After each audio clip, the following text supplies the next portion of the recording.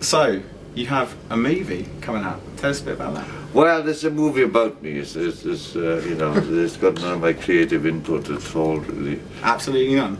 No. I mean, occasionally we ask questions, but I mean, no, there's no creative input. But it's good. Cool. I heard you. Did you do a little cameo in it? Or? Yeah, well, yes. I mean, I did perform a cameo, but it ended up on the cutting room floor. Oh, really? Yeah, I was playing a Dutch coffee shop owner, where Reese comes in, you know, as me, sort of buying some stuff. You know, yeah, dope. Yeah, it's a Dutch coffee shop. It was really good. But you see, I mean, you know, I was pissed off I wasn't sort of included, and pissed off I ended up on a cutting room floor. But the director explained. He said, you know, there's Reese, like, you know, putting all his energy into being me. And then to be sort of confronted by me halfway, sort of like, you know, people might think, oh, look, he's got different colour eyes, he's got different colour this, so it doesn't sound quite the same. It would just sort of tell you the thing. What was it like having someone actually play you? Wasn't it a bit, you know, weird when you're like, that's not, you know, how I walk, or those are my. Oh yeah, but you don't really. I mean, I've known Reese for about 13 years. You know, he's a mate, so there was no surprises on that score. I mean, I think he's a fantastic actor. He's had time to study. Yeah, he didn't need to study. You know, I mean, he didn't have to sort of like try and get into me. He's known me, you know, for a very long time, and yeah, I mean, I think he does a perfect job. I mean, it's not a question of mimicking me, it's a question of being able to sort of like bring to bear the same sort of feelings, really.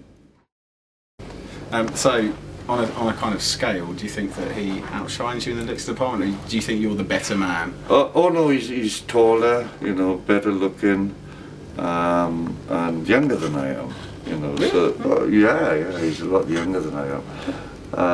Like about a quarter of a century or so. So yeah, you know, but as far as I'm concerned, that's the best way of me sort of like continuing my existence, is to be represented by someone taller, younger, and better looking. Through the generation. Yeah. Something I've always wanted to kind of ask you is, and something that's like you've always been kind of represented in your book, or in your books rather, is the fact that you've never kind of used violence or anything like that. How did you resist the temptation, or I mean, were you ever put in a situation where you know you kind of had to talk your way out of it? Yes, I mean, I've been confronted with violence, and I've talked my way out of it.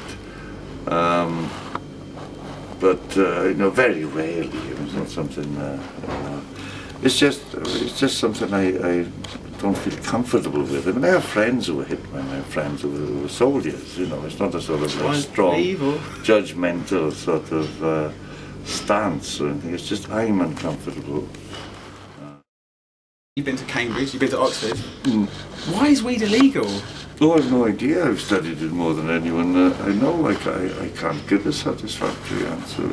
None of it makes any sort of sense to me. I totally agree. Like, for example, with the Professor Nutt, a government advisor. David Nutt, yeah. He issued this, you know, scale of harm. He talked about kind of how cannabis and ecstasy were at the bottom, and you know, tobacco and alcohol were at the top. It doesn't really make any sense. No, it's not on the basis of harm. I mean, sort of like motor racing does more harm, or sort of all sorts of things do more harm. It's not on the basis of harm. And neither should it be. I mean, the only question you have to ask is whether the substance would be more or less harmful if legalized. You know, and I think in every case it's less harmful if legalized. How do you think it's kind of affected your mental health over the years? I have no idea. Forgot. Well, no, I have no idea, you know, because there's no control, isn't there? I am going to clone me who didn't smoke. He might be a genius.